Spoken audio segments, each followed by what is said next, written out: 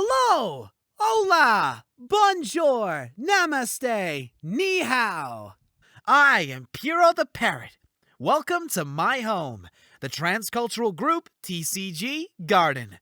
Together, we're going to embark on journeys all around the world, exploring different cultures and festivities. Please come with me.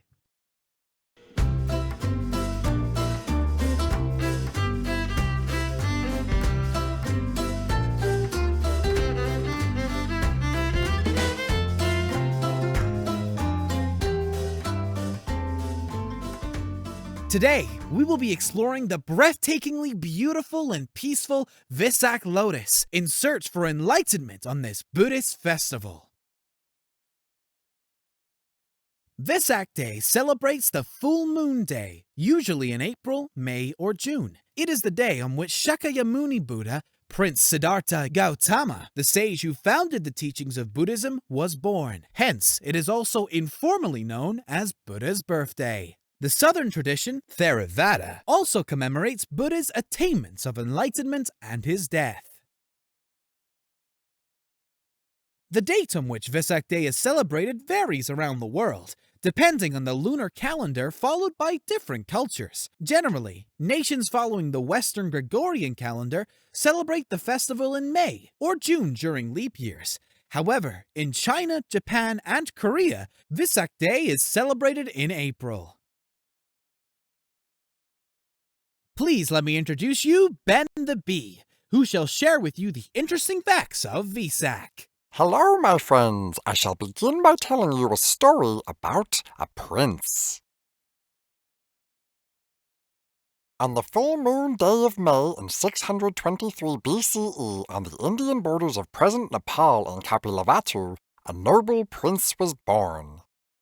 He was the son of King Suddhodana and Queen Mahamaya. His name was Siddhartha Gautama. Upon Siddhartha's birth, a group of astrologers prophesied great things for the prince. For his destiny, he would either grow up to become a prominent king, or he would become a great spiritual leader, turning his back on privilege and power. The king would very much have preferred his son to be a great king. He tried to shelter his son with extreme caution. Prince Siddhartha was kept from all miseries, sufferings, and knowledge of spiritual inclinations. He was confined to the palace walls, having no exposure to the outside world. He was raised with opulence and engaged in the pastimes of princely life. At the age of 16, Prince Siddhartha married a beautiful princess named Yashodhara, and they had a son. The prince's life was a happy one, surrounded by wealth and power. That sounds marvelous! Imagine what I could do with such wealth and power, Ben! I could defeat the hawk and become the leader of the skies! Pierrot, should you ever be given such good fortune, you should never take advantage of that. In fact, if you are born into privilege, you should take care of those in need of your help. Now, let's get back to the story. Ben, you are such a good soul and you are so right. I have much to learn from you.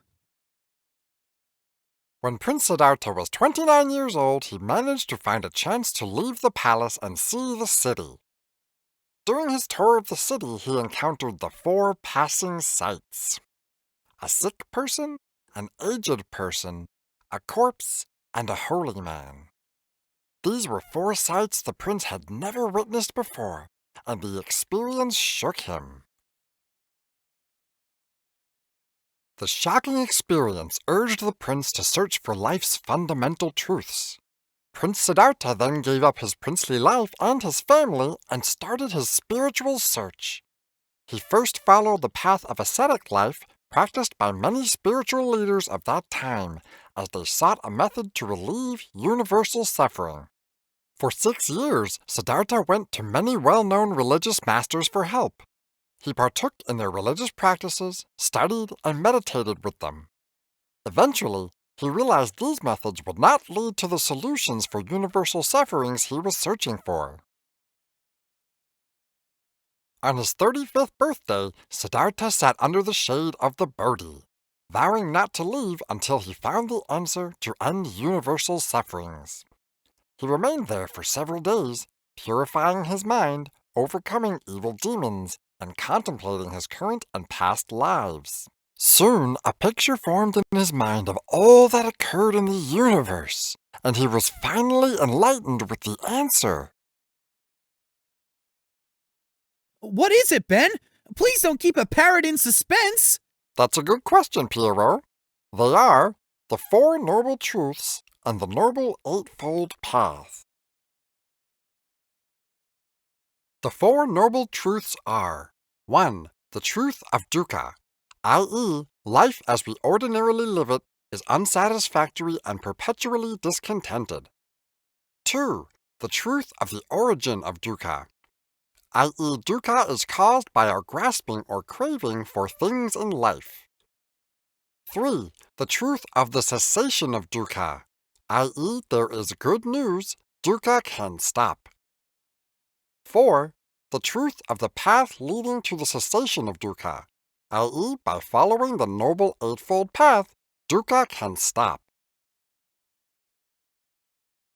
Here are the Noble Eightfold Path, often grouped under the following 3 categories. 1. Seeing the world in the right way. Right view, right intention. 2. Living in the right way. Right action, right speech, right livelihood. 3. In the way of meditation.